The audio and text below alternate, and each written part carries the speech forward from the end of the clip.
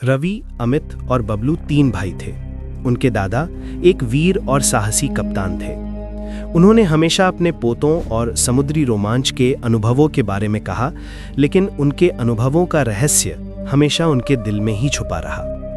एक दिन दादा ने तीनों को बुलाया। उनके चेहरे पर गंभीरता थी और आंखों में चमक। उन्होंने तीनों भाइयों को एक पुराना रहस्यमयी नक्शा दिया। नक्शे को देखते ही तीनों भाइयों के दिलों में उत्सुकता और हल्का डर दोनों भर गया। बच्चों, दादा ने धीमे और गंभीर स्वर में कहा, यह नक्शा तुम्हारे लिए है। ये तुम्हें एक ऐसे खजाने तक ले जाएगा जो दुनिया के किसी भी खजाने से बड़ा है।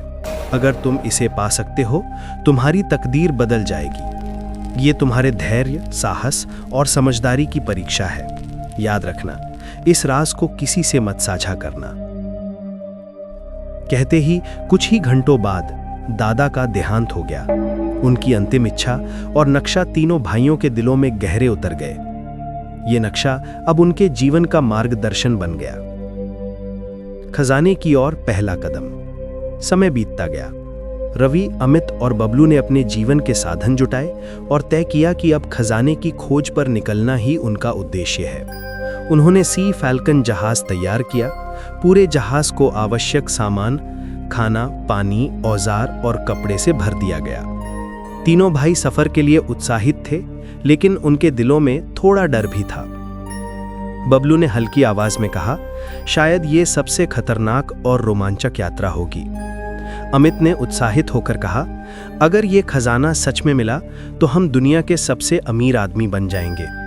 रवि ने गंभीर स्वर में कहा, लेकिन याद रखना, लालच और डर से गलती बहुत बड़ी मुसीबत बन सकती है। हमें समझदारी और धैर्य से काम लेना होगा। समुद्री सफर, साहस और डर की परीक्षा। पहले कुछ दिन शांत थे। समुद्र नीला और चमकदार था।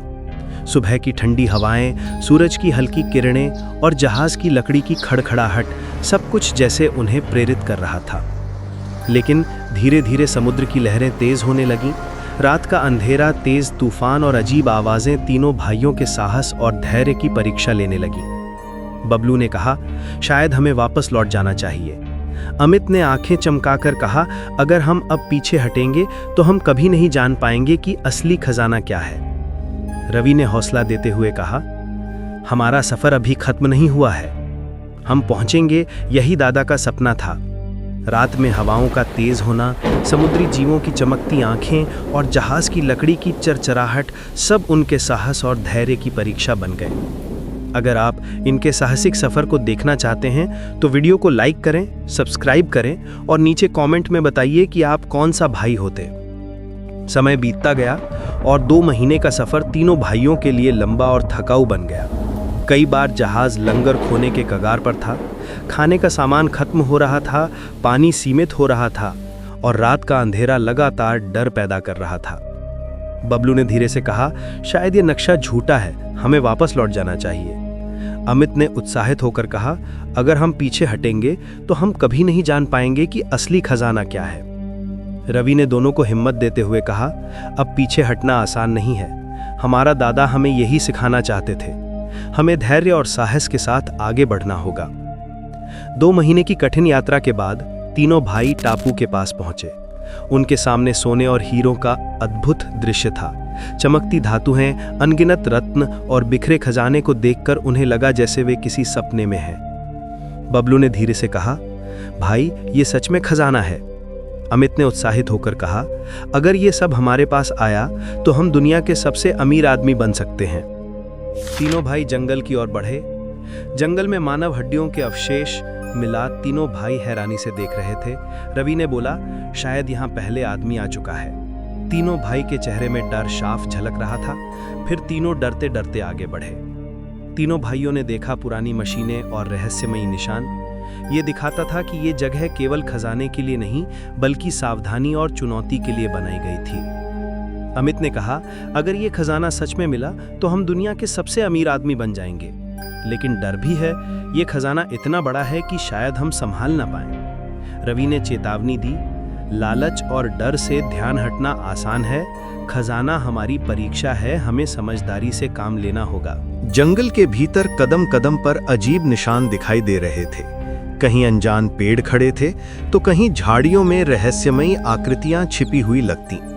थोड़ी दूर बढ़ने पर उन्हें एक टूटा हुआ लकड़ी का पुल मिला। वो पुल रस्सियों के सहारे लटक रहा था और बहुत जर्जर हालत में था। तीनों भाई सावधानी से पार करने लगे, लेकिन तभी अमित का पैर फिसल गया और वो नीचे की पटरी पर लटक गया। दोनों भाइयों ने हिम्मत जुटाकर उसका हाथ पकड़ा और खींचकर ऊपर चढ़ा लिया। आगे बढ़ते ही झाड़ियों में पुराने संकेत और जंग लगे हथियार नजर आए। रात होते ही रहस्यमयी आवाजें गूंजने लगी। हवाएं तेज होकर पेड़ों को हिला रही थीं और अचानक चमकीली बिजली आकाश को चीरती हुई निकल जाती। ये सब देख तीनों भाइयों के दिल में डर समा गया। कुछ दिनों बाद जंगल में चलते हुए तीनों भाइयों ने एक पुरानी धूल भरी किताब देखी। इसके पन्ने फटे और पीले हो चुके थे, लेकिन पुराने नक्शे और संकेत स्पष्ट थे। अमित ने किताब पलटा। उसे किताब में पुराने आदमी के फोटो थे। किताब फटा हुआ था। थोड़ा देर पन्ने पलटने के बाद उसका दादा का एक जवान रूप दिखा। ये उन्हें बेहद भावुक कर गया। रवि, अमित और बबलू धीरे धीरे टापू के अंदर की ओर बढ़ रहे थे। उनके कदम हर पत्ते की खड़खड़ाहट के साथ गूंज रहे थे।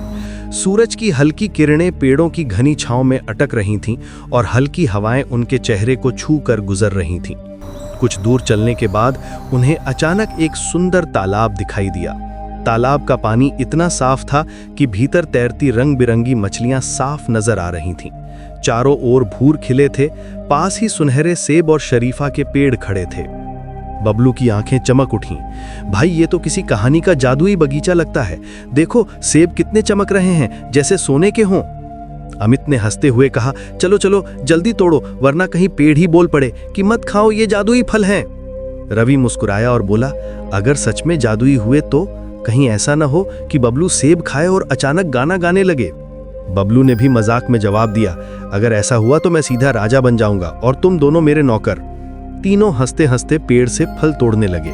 फिर उन्होंने झाड़ियों से टहनियां काटकर छोटे छोटे भाले बनाए और तालाब से मछलियां पकड़ने लगे। कुछ ही देर में उनके पास ढेर सारी मछलियां और ताजे फल हो गए।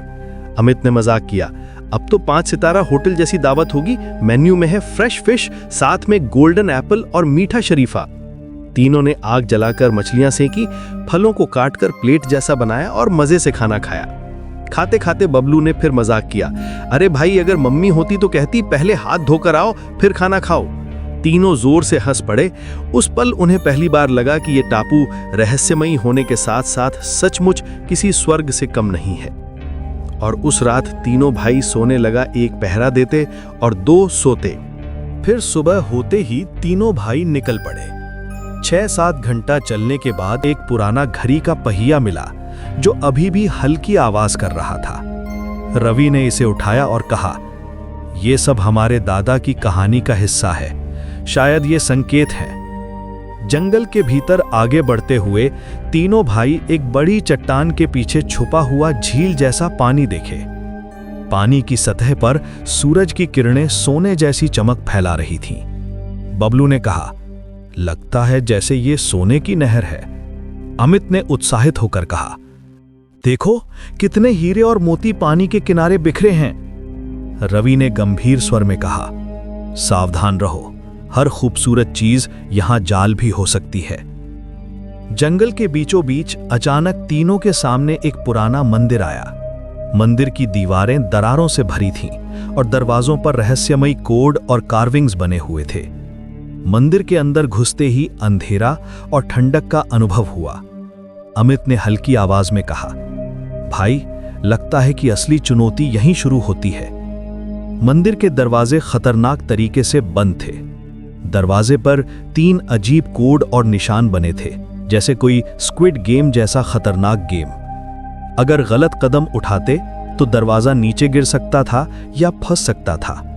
रवि ने ध्यान से संकेत पढ़े और धीरे धीरे दरवाजा खोलने की कोशिश की। बबलू और अमित भी उसे मदद कर रहे थे।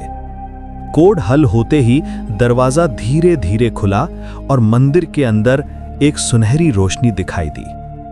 मंदिर के अंदर उन्होंने देखा कि सारे सोने, हीरे और कीमती मोती एक विशाल मूर्ति के चारों ओर बिखरे थे। मूर्ति उनके दादा की याद दिला रही थी, वीर, साहसी और रहस्यमयी। तीनों भाई भावुक हो गए। बबलू ने कहा, भाई ये सब सच में है, हमने इसे पाया। अमित ने उत्साहित होकर कहा, अगर ये खजाना हमारे पास आया तो हम दुनिया के सबसे अमीर बन जाएंगे।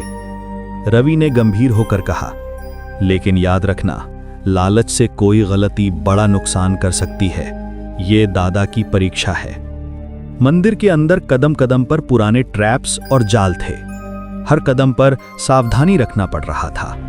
कभी नीचे गहरी खाई, कभी तेज दरारें, कभी घूमते हुए धारदार पत्थर, जैसे हर कदम पर मौत का खतरा।